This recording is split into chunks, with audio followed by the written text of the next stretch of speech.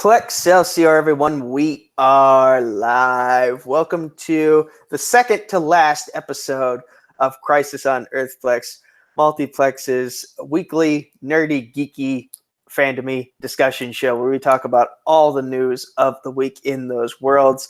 I am one of your hosts for the evening, the Cosmic Night Fury, Nico, Suave, Regoli, and I'm joined, as always, by my House Night Fury brother-in-arms, the TV Throwdown champion of the world, Zaddeus Z-Man Smith. How you doing, brother? I'm doing well, good sir. Doing well, my good sir. How about yourself, man? I'm ready for vacation, man. I'm tired right now, and it's not even that late. Like, we're pre-taping this, and yet I'm still kind of tired. It just feels like I need at least a solid 7 days to unwind.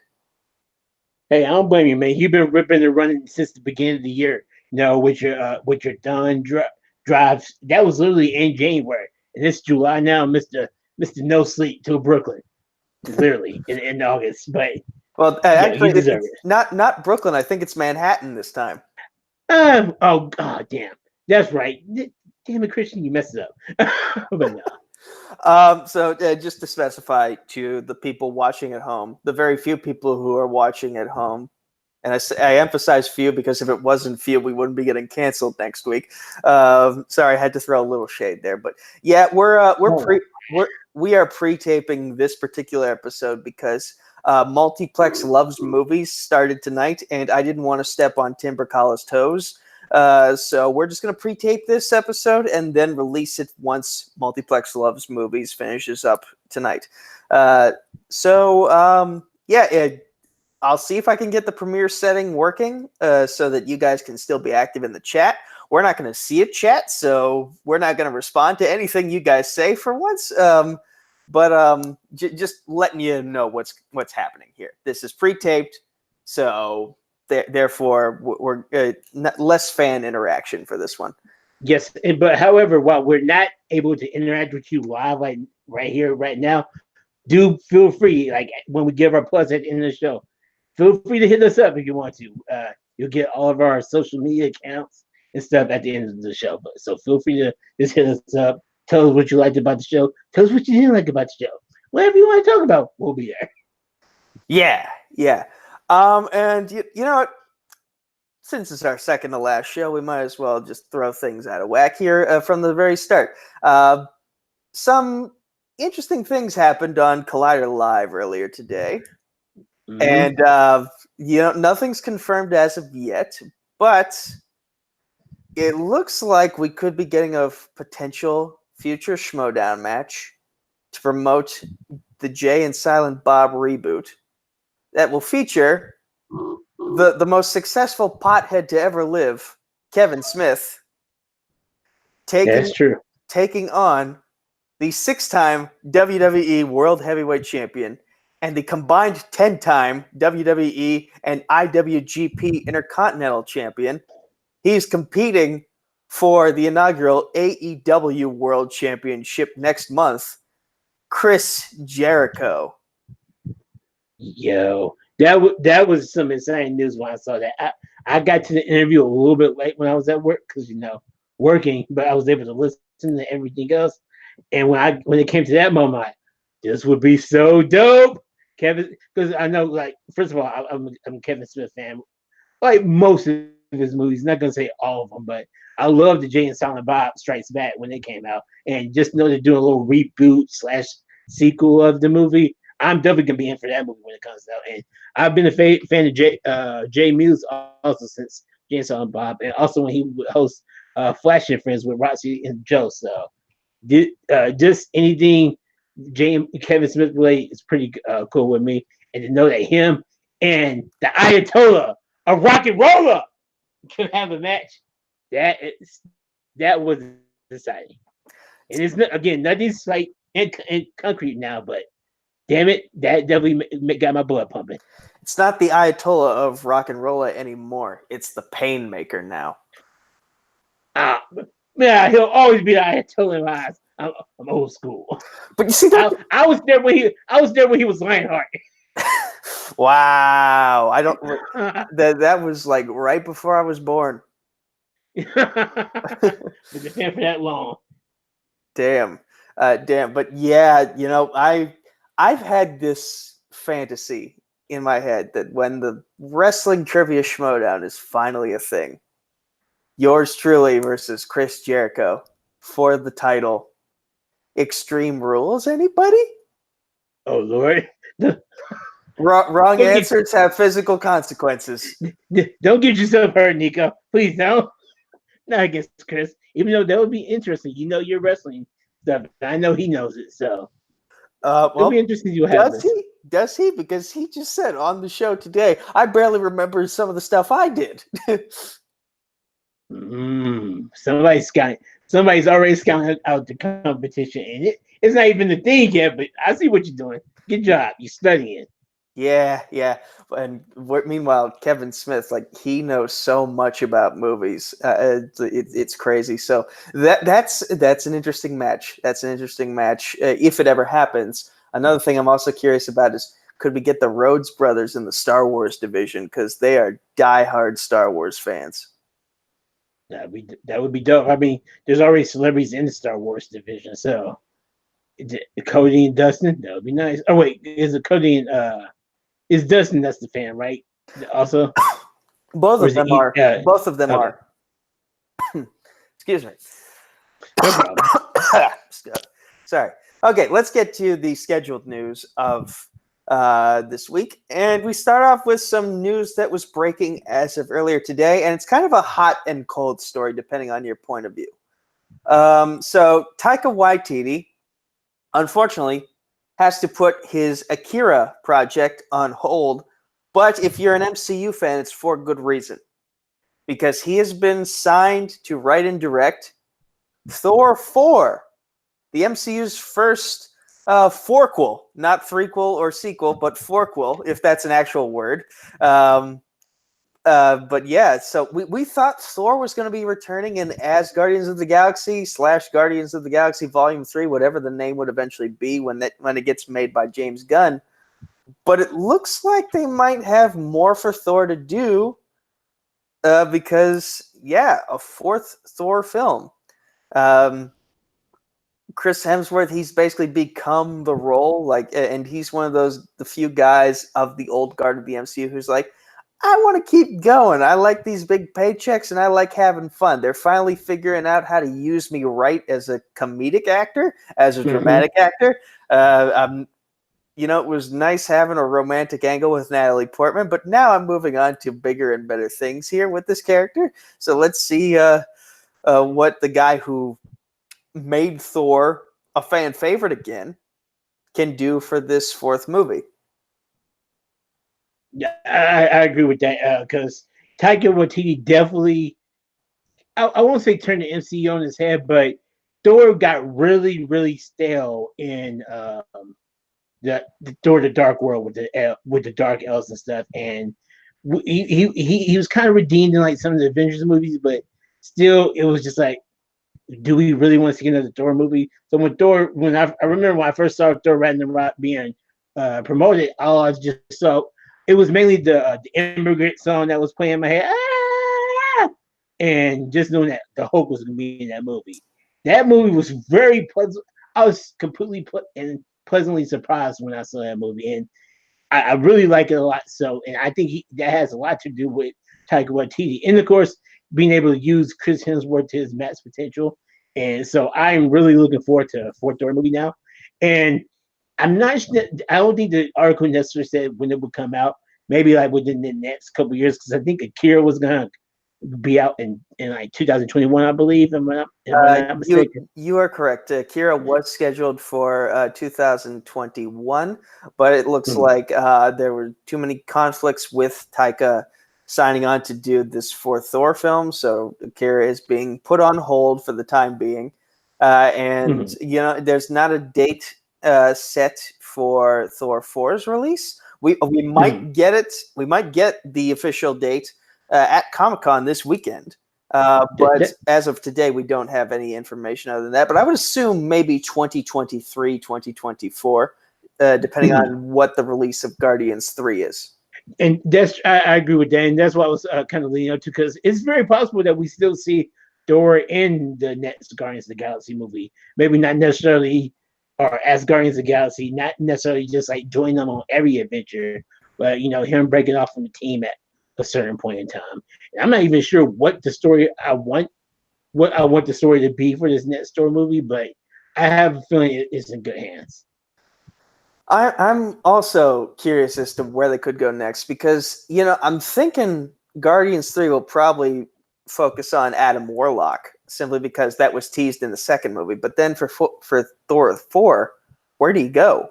Like, do you introduce someone like Cosmic Ghost Rider, or the Clintar, which is Venom's species? Do we go there to explore some stuff and expand the MCU? Because we were teased for the longest time that once we get into Phase 4, we're going a lot more cosmic, with the exceptions being Spider-Man and the Black Widow movie. So what kind of fun is there to be had that we don't really know yet? Only time will tell. I agree with you on that. I just know that there's a certain homie that Marvel has the rights now to, that's just surfing throughout the galaxies on a little silver surfboard. That I would love to see done right. So that's all I'll say. Who to play the Silver Surfer? Ooh, that's tough. Because I honestly think the Silver Surfer was one of the things that the Fantastic Four, the Rise of the Silver Surfer, actually did pretty well. So and just the way he looked, and of course being voiced by Larry Fishburne, so that was pretty cool. It was just cool to see him on screen. But I know he could, and I know he probably should have voiced him in where if Marvel, the MCU ever decides to bring it back. But I don't really have qualms about anything that Kevin Feige decides him. I have trust in him. I have trust that he'll make the right decision. I just thought of something. Was it Michael Rosenbaum who played Lex Luthor in Smallville? Yes. Do you think he could pass off the Silver Surfer? He could do it. I do think he could do it. That would be interesting. And I think he'll have a good voice for it also. I think so as well. I just got myself excited for something we don't know if it's going to happen at all. For all we know, it could be someone completely out of left field. We don't even know if they have. Well, they probably do have plans, but we don't know how soon those plans will come into fruition for a Silver Surfer in the MCU. But we've talked a lot about one half of this story, but we're kind of bearing the lead on the other half, which is, were you at all looking forward to the Akira movie? Not at all. Personally, I had no idea what Akira really was. I think it's like I could be completely wrong. I'm ready for the fans to throw trash at me. Ha! They can't because this is a computer. But I think it's an anime maybe, or something like that. But I really wasn't sure about it. It wasn't something that I was really necessarily looking forward to in the first place, until I heard that he was going to be a part of it, because of the fate of Thor Ragnarok. Like, if he's going to be a part of it, this could be a good movie. But it's really no big loss for me. So I'm looking at the story now, and Akira is an anime that has had a few. It's had a few attempts to become a movie. Mm-hmm.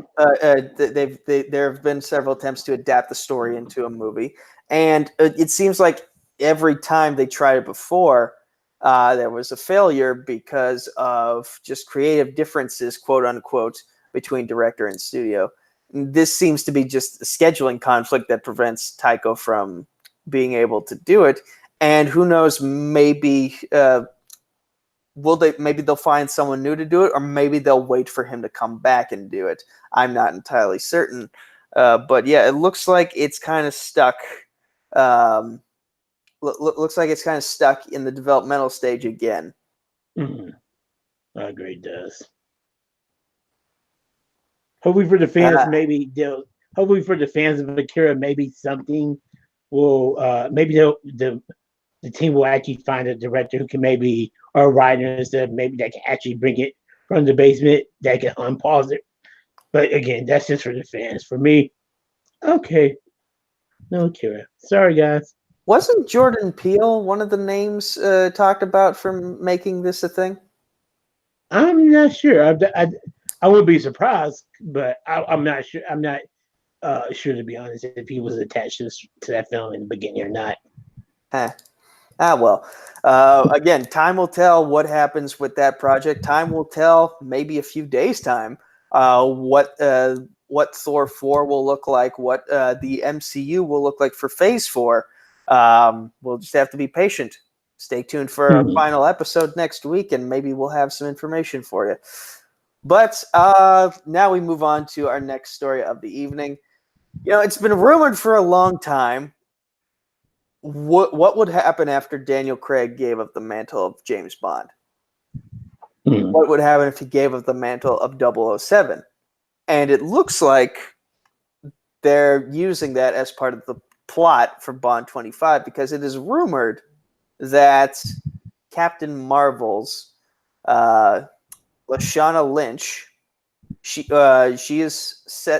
is rumored, if not confirmed as of right now, to play 007 in the next James Bond movie. Now, again, specifying she is playing 007, she is playing James Bond's successor after he goes into retirement, but it looks like something brings him out of retirement. Maybe a complication for her on a mission, or maybe she realizes, or maybe she wanted him to be brought back for this particular mission. I'm not entirely certain. We'll just have to wait and see. But as one of the most vocal people who's like, Bond is just not for me, this is something that could make it for me. Just having that change, having that breath of fresh air to a franchise that has been kind of repetitive over the past couple decades.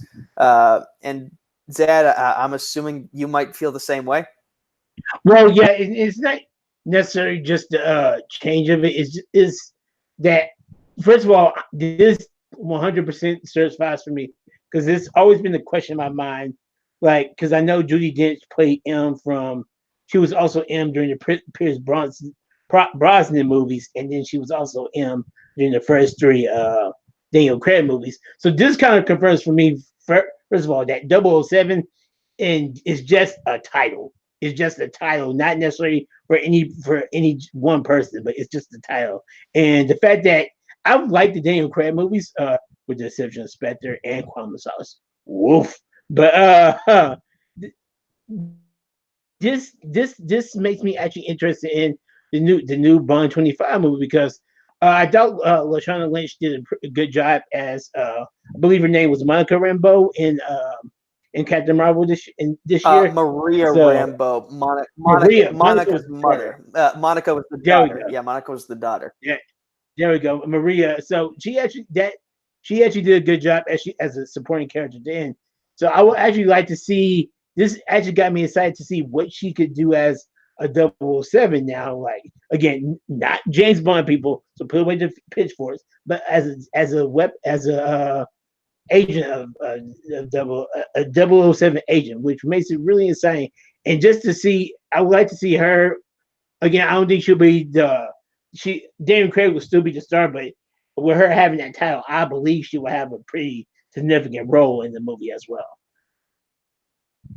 I'm sorry that, like, I have text messages popping up on my screen because I have my phone synced to my laptop, and there's a conversation going on in my family chat room that's just like, not now. So I'm a little distracted by that. But I think the one thing I'm hoping this movie will do is it will shut up the people on the internet who said you can't have it this way, you can't have it that way. It's a fictional character that is allowed, if it makes sense, to develop its own mythology. And we're now establishing 007 is a title. It's not a name.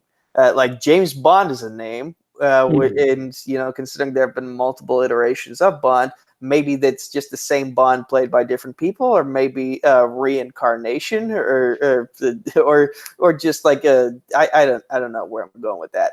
But I personally think it's the one that you said first. I believe James Bond also is the title. However, James Bond is something that can only be probably passed onto male agents, while the number of 007 could be passed on to anybody.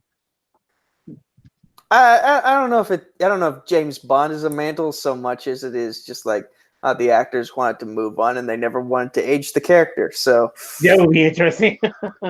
it's like The Simpsons.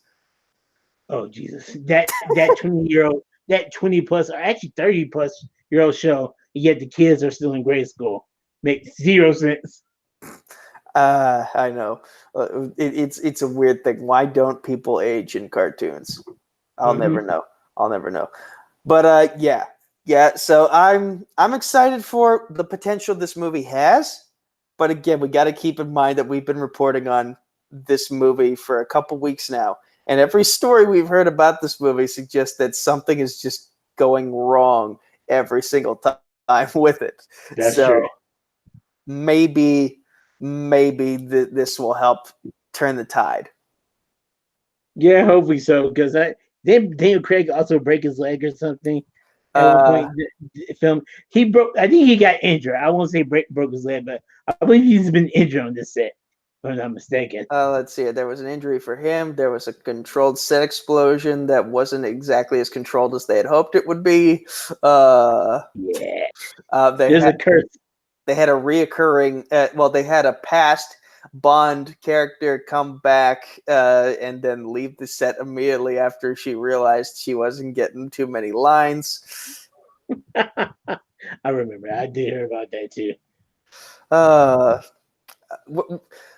I'm rooting for this film. But it seems like Murphy's Law has other plans, and hopefully this casting choice will turn the tide. We'll see. I agree.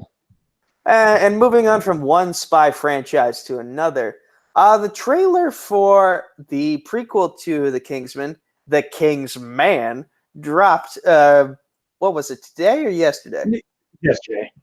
Yesterday. It dropped yesterday, and it looks pretty damn cool. You know, I was watching scenes from it, and it kind of brought me back to what the appeal of Wonder Woman was. Because if you think about it, not the Themyscirians, those are the Hawk people. They are just Themyscirians. Hawk people are the Thanagarians. Damn it! Why do they have names that sound so close together? You're right. The Themyscirians have this look to them, and then you have Wonder Woman come into the modern world, and it's in the World War I era, and so it looks like a period piece. Mm-hmm. But it looks like this futuristic marvel that just fits so well within this older period of time.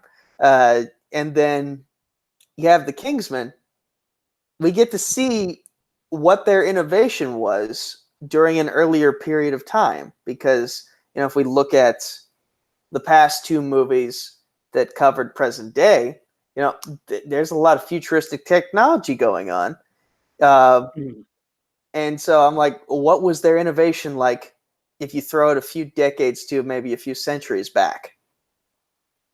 Yeah, I agree, because I've liked both of the King. Well, I loved the first movie, and I thought the Golden Circle wasn't horrible. Like, I know a lot of people have a problem with that movie, but it is not the worst comic book movie. It's by far, and it wasn't that bad. It was pretty okay. Maybe that's because I saw it on Redbox. So I feel like it has a charm to it.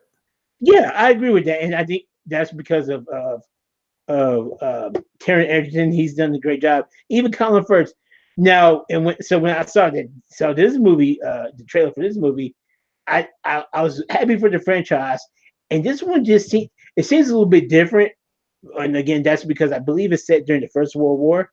So I think one of the first things is that we're seeing people at war. We see long guns and stuff. It's like we actually see people on the battlefield, and it's nice. It's going to be very interesting to see how this agency, again, I think I'm repeating some of the things that you said, is built up from that time, and then maybe what they how they have their hands in like the cookie jar of World War One. Like what are they doing behind the scenes and stuff. Built up from that time period, and also built up from literally nothing. Like this is the starting point of that agency. And that they didn't even have like all the Knights of the Round Table as code names yet. So now we like they're just starting out with that one guy and building off from there. So it's cool because we don't really get to see. I don't think we get to see a lot of movies in which a spy agency is literally starting from the ground up. That's true. We don't, and that's very interesting about this franchise. And it surprised me that it did kind of surprise me that they could go back as far as they are.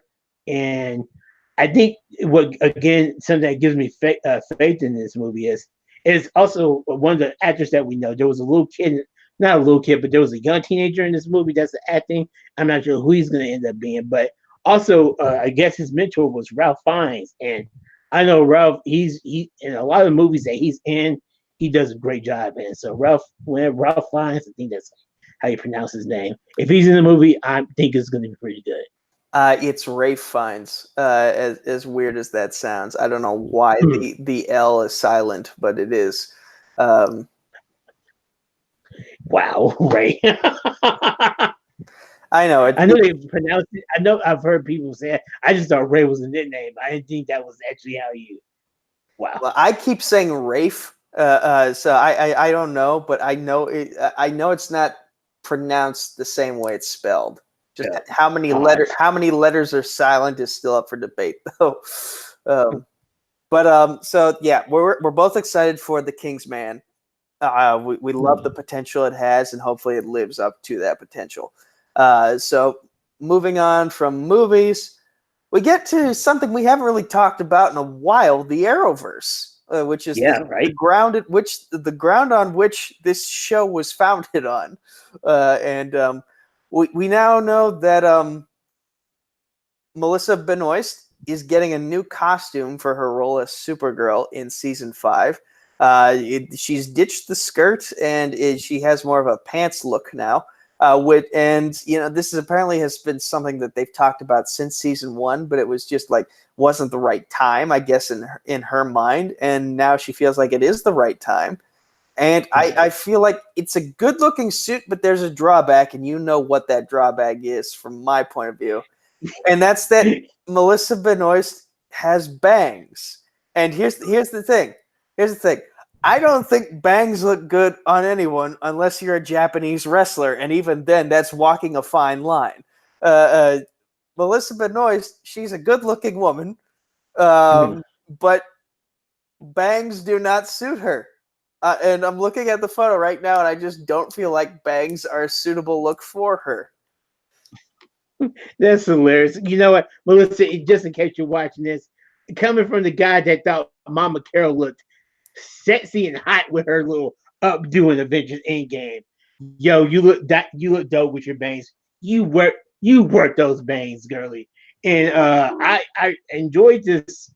I enjoyed this suit a lot. I enjoyed the look of it a lot because it reminds me of, if I'm not mistaken, because it's all blue, so it kind of reminds me of the Man of Steel look that Superman had in Man of Steel. So it's really cool, just blue down and dope.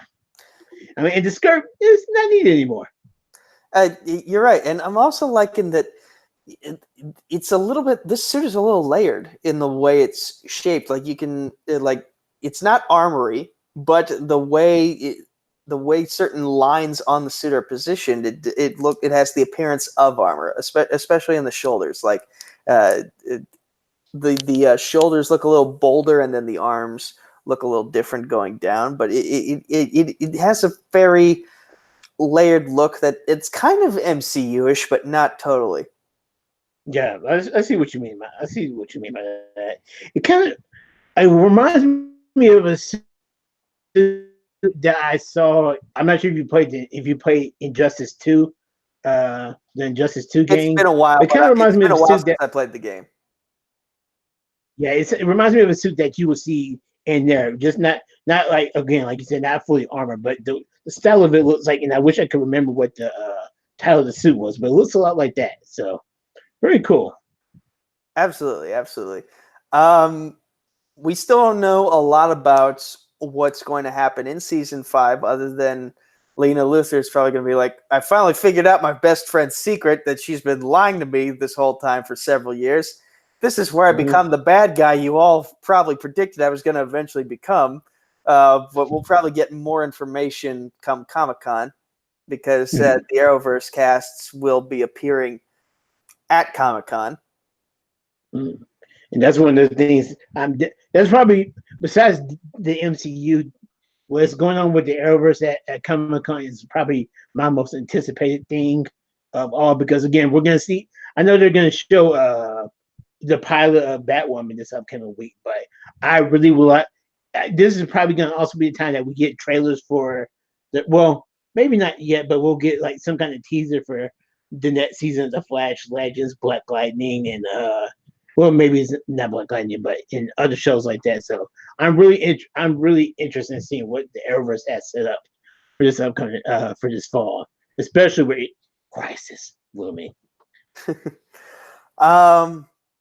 So we now have one more comic book neat, nerdy, geeky, fandom-y related story, and then we have one little fun thing just to close out the show.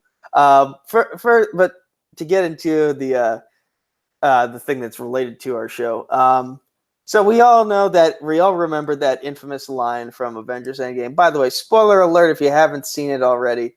But you've had several months to see it by now, so it's your own damn fault. So I'm going to give you a countdown of 5, 4, 3, 2, 1. We all remember the line of "I love you 3000."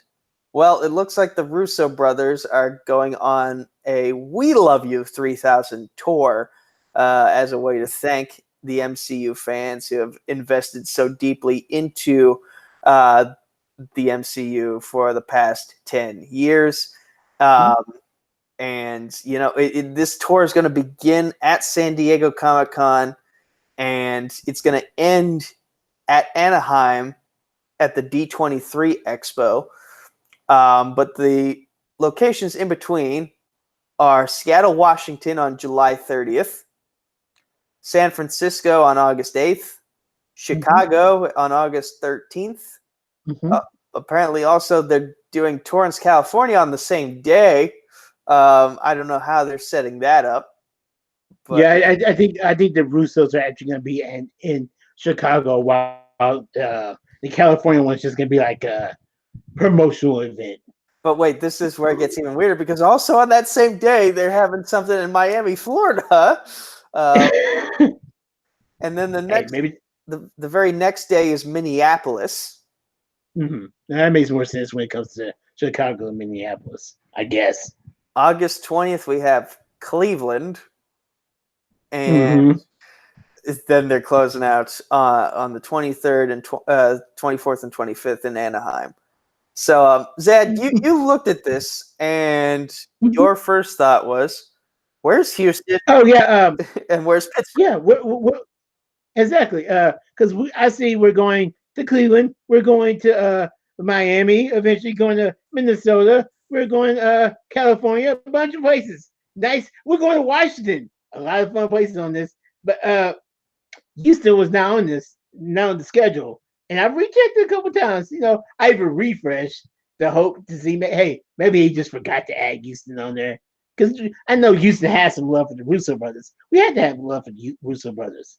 So when I didn't see Houston on the schedule, that's why I've officially decided to create my own petition, the "We Hate You 3000" petition, because why are you not coming to Houston? You're going to Cleveland. Cleveland. They've had one good thing about them in the last 20 years, and that was LeBron James. And he brought them how many titles? And then Steve and not to mention Stipe Miocic got his ass knocked out by Daniel Cormier. So that was the only other thing Cleveland had going for them, and that ended poorly. But yeah, like, what did Robert Parker and Caleb Coho do to get Seattle and Minneapolis on the list, but we can't get Pittsburgh or Houston on the list, and Cleveland gets a spot on there? What the hell? Yeah, somebody's paying somebody off, and I don't like it. So feel free to sign my petition when I put it out there, because I am 100% serious about this. I am upset and I'm angry, and I will not stand for this disrespect that the Russo brothers are showing me and Nico as loyal fans of the MCU. By the way, Period. where's New York on this list? That's where a majority of these movies are set in. Why is there nothing in New York for this? Hey, they destroyed New York with Thanos' snap, so they can't go back to New York. People are mad at them in New York. You saw how shitty New York looked in Endgame. You're not wrong there. Although there were dolphins. So that was the bright side. Don't tell Natasha that, otherwise she'll slap you with a peanut butter sandwich. But there were dolphins, so that is a bright side. Mm-hmm. Even though I don't know how that peanut butter sandwich is gonna get to you because it's kind of there. But no, I will. No more spoilers. I promise you.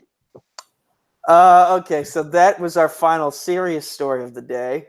But we're gonna finish off with this has been making the rounds on Twitter for pretty much on all social media for a couple days now.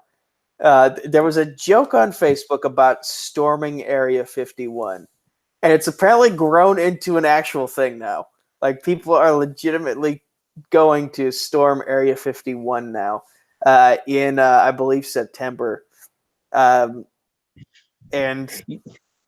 September 20th, to be more specific, it's the raid on Area 51 is what it's being called. And, even celebrities like Machete and The Flash's Danny Trejo is supposedly going to be a part of this.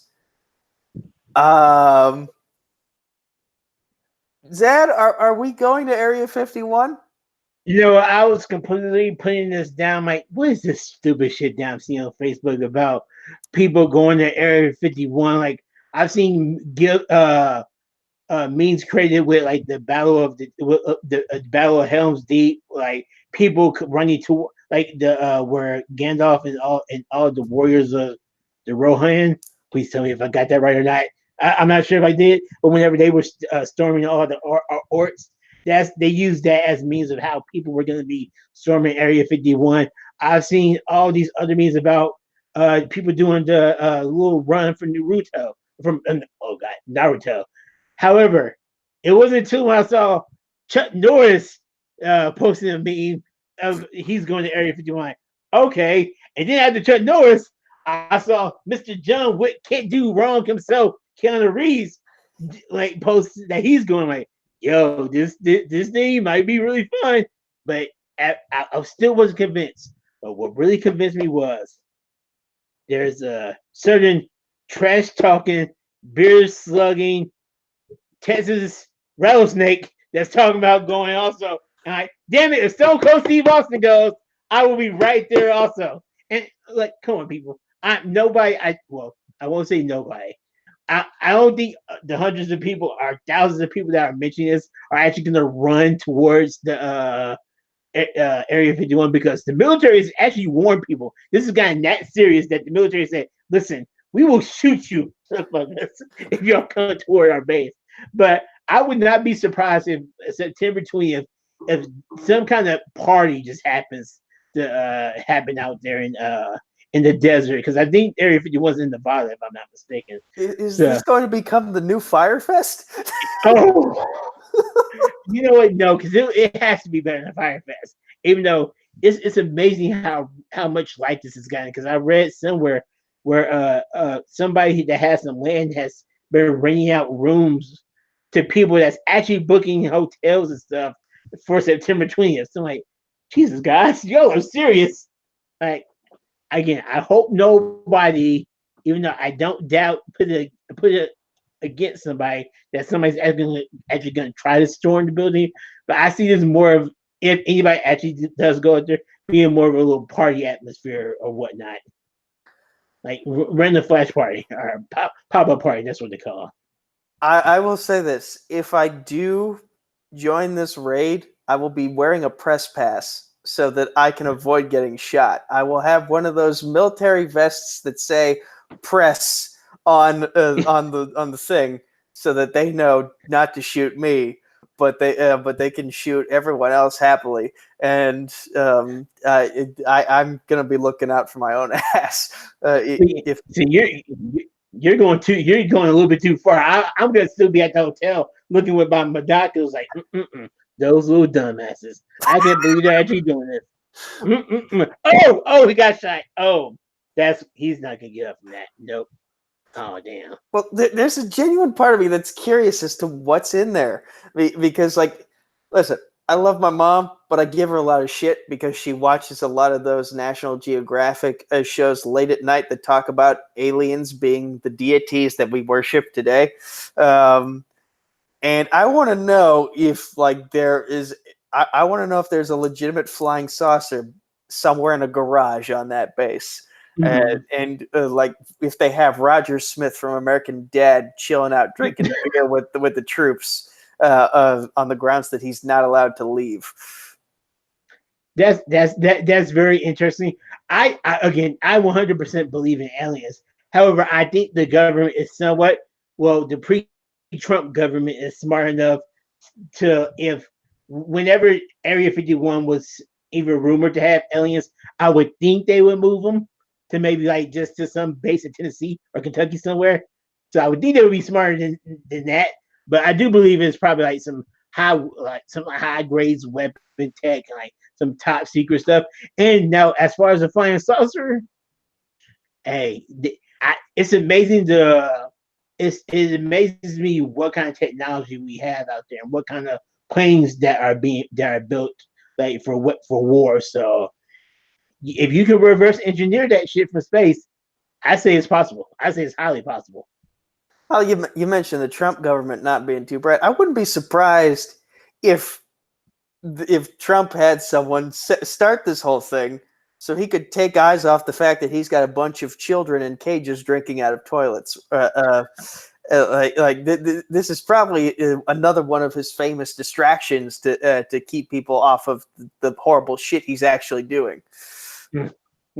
I wouldn't be surprised. But my thing is, if aliens were at Area 51 and Trump has been there, he would have tweeted about it already. Just saw the biggest aliens. Like, oh my god, the heads were so huge. But like, it was amazing. But they have nothing. They're not that special though. They're not that special. I'm the best president of the United States of America in U.S. history. The jobs have been so good for everybody. Unemployment rate is great. Like the inner cities are trash though. Inner cities are trash still, but everything else still so good. I would also not put it past the people who work for him that they just slapped a sign. They slapped the number 51 on maybe Area 69 and just said, "Here's Area 51," and like all he saw was a bunch of boxes with nothing in them. Because they knew at the moment he saw something top secret, he would have tweeted about it. That's a good point. Yeah, been taking a selfie with his family with an alien giving a peace sign in the background. This is. Good lord. I wouldn't be surprised if, like, who knows, we might have an alien viewer watching us right now who's thinking, "Yep, the humans are as dumb as we think they are." Oh, it's amazing that how how this is caught fire. We were literally having a conversation about this whole Area 51 raid at my office, and we were talking about how if people are going to be actually stupid enough to go out there and try to charge the base and stuff. And me and another one of my co-workers was talking about if we actually believe if aliens are like watching us, and if they are they smarter or stronger than us? Stronger or stupider than us? Again, stupider. But he didn't necessarily believe that aliens were out there because he was like, well, if they're out there, why haven't they come and visit us yet? I'm like, man, we are killing this planet ourselves. They're just looking out at us like, look at these little bastards. Look at destroying this perfectly good world. You know what? There's no need for us to invade. Let them take care of it, and then when they're gone, that's us. We'll take over the world. So like, and I wholeheartedly believe that. And as far as if aliens are superior or inferior, or inferior, to be able, if they can travel light years and stuff, I believe that's a certain type of superiority. Now, again, that could just be technology, but I don't know. I just thought of something.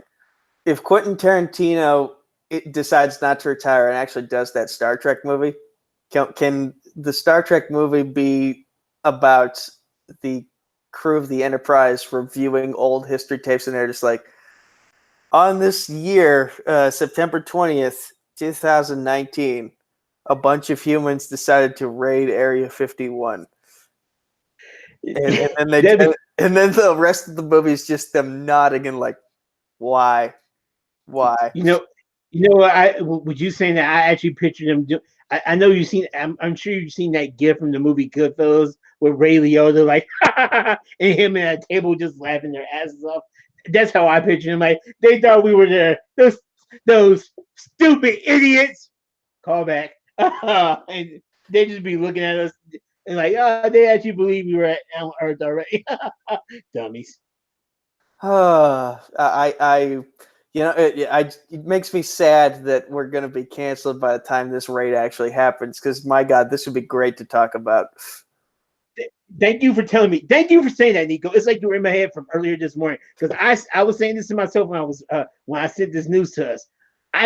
To anybody that's watching this right now, to Kane, to Cody, to anybody, if y'all have a show on the night of September 20th, I'm not even sure when the next show is after that, but I don't care if it's on Full Media, Full Metal Media. I don't care if it's on Take 3. I'm hijacking somebody's show to talk about all the dumbasses they actually show up at Area 51. I want to be on your show, and I'll find some way to hack into your stream. Not really, guys, but put me on that show because I will be talking about it. Even if I have to Facebook Live and Instagram Live, I'm like, can you believe these dumbasses actually went out to Area 51 and they actually tried to storm the building? Come on. Now, again, I'm not sure if it'll actually happen or not, but if it does, you will definitely see this face online somewhere. Well, September 20th is a Friday. Who knows? Yeah. Maybe I can talk to Case and Chris, and we can do something for D2A we can do D2A watches the Area 51 raid. Right. Yeah, Area 51 raid watch party or watch along. that'd be so hilarious. It's funny that's the one thing I'm looking forward to now in September, just to see if people actually go. I mean, people are going in regards to like the area, but that's amusing. You know, just to entertain myself before we close things out. Well, what do you think Ollie Williams from Family Guy? What do you think his report from the Area 51 raid would sound like? They're gonna be crazy. They're crazy. Oh, that was worth it. That was so worth it. It's gonna rain. It's gonna be raining bullets. Yeah, that's true. I think the government would probably shoot around people to hopefully warn them like that they're gonna closer. Then again, there are a lot of things we should probably worry a lot about the conversation we just had once this officially goes public. We're officially being recorded. I know we're recording this conversation now, but do my camera? I'm pretty sure the government is listening to our conversation right now, even without it being broadcasted yet. So they know that. Hey, just so y'all know, guys, we're not going to be the ones storming your bases. Now, if other people do it, will I enjoy it? Will I laugh about it? Yes, but I will not be part of it. I will not be part of it. I'll be in Houston, Texas. So, yes, don't come for me. I ain't doing nothing. I'm just talking about it. All right. Oh, and since the U.S. government is probably watching, Trump, you're a piece of shit. With that said, let's go into plugs and get on out of here. Zaddeus Smith, the TV Throwdown champion of Multiplex and of the world. Where can the good people of the internet find you? Good people, y'all can find me on Facebook, Twitter, or Instagram by searching my name, Zaddeus Smith. That's ZA2Ds EUS Smith. Or you can find me more specifically at D_ZADD on Twitter or on Instagram at Zaddeus. Again, that's ZA2Ds EUS. You can also find me doing TV and movie reviews on the Stardust app. I just saw at Retribution Z. I did just see the movie Crawl, which I haven't done a review for yet. But if you want to know how I feel about it, just check on that. And I also saw Godzilla King of the Monsters finally. So again, just check out my review on that on the Stardust app. Again, that's Retribution Z. You can find me around doing trivia on multiple places on Facebook. I also have a letterbox, which I'll finally start publishing out there in a little, publicizing in a little bit. And at least for one more week, people. At least for one more week. You can find me right here Tuesday nights doing Crisis on Earthplex with my boy, Mr. Nico Suave Regoli. Where can they find you? You can find me on Facebook, Twitter, YouTube at Nico Suave Regoli. That's NICOSUAVEREGOLI, or just Nico Suave with 4 random meaningless numbers thrown in at the end for Discord. You can find me over at Combat Wrestling Trivia on Facebook, Combat Wrestling Network on YouTube. The poorly made Twitter handle is at Combat Wrestling, the number 2. There is no letter G. Let's see here. Dedicated to art on YouTube and Facebook, at D2A Channel on Instagram and Twitter. We do Schmodown reactions twice to 3 times a week, depending on how many matches there are. And we have a podcast called the Who Cares Anyway podcast, streams live on YouTube every Friday night at 8:30 p.m. Eastern Time, and then you can listen to it again wherever podcasts are available. Although, quick programming note, I will be doing solo reactions for that channel for the next couple matches because I'm going on vacation, and therefore I'm going to let Case and Chris do their thing. But I don't want to mess up my vacation by trying to sync up times with other people. So I'll just do them solo. Can't miss the big matches coming up this week. And, for one more week on Multiplex Entertainment, me and Zadd for Crisis on Earthplex. We will cover the Comic-Con, and then we will officially sail off into the sunset. That will be the end of Crisis, as you know it. In its current near, far, wherever you are. I don't even know all the words. Neither do I. Jesus Christ, but that's as a callback, that was on Take 3's ranking list this week. So, hey, that's a good show. But yeah, all right. I wish I knew how to sing. There's a phrase in that. Oh, My Way. I don't know the words, but that maybe that'll be our closing song for next week. Who knows? Next week could just be a party. We might just throw things out the window. We might have an agenda for next week, and we might just say, screw it, because it's going to be a party next week. If we're going to end Crisis, we're going to end it in a fanatical way. Don't know how. Might as well, because I'm going to be on vacation while we stream that episode. So hey, there we go. I expect you. If you're going to be at the beach, I expect you to jump from a roof. No, excuse me. No, don't do this. I'm lying. As long as the roof is from here to the pool is like the roof is right here and the pool is right here. If you can jump off the balcony into the pool, cool. Safely, Nico. Safely. But other than that, don't do it. You're talking to a guy who said he wanted to face Chris Jericho in an Extreme Rules trivia match. Yeah.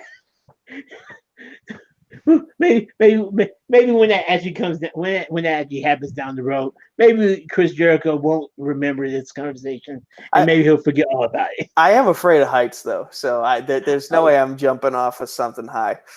There we go. Okay. So those are my plugs. Oh, by the way, Rolling Crits on YouTube, at Rolling Crits on Instagram. Forgot to mention that. But yeah, those were our plugs for the evening. This has been our penultimate episode of Crisis on Earthplex. We hope you enjoyed it. Again, stay tuned for the finale next week, where we'll cover everything that happened at Comic-Con, and then, flying to the heavens, sailing into the sunset, going out, doing it our way. From all of us here at Crisis on Earthplex, that's Zaddeus. All hail the Crusher. Agreed. And I'm Nico Regoli. Thank you all, and we'll see you at our very last crisis. Peace.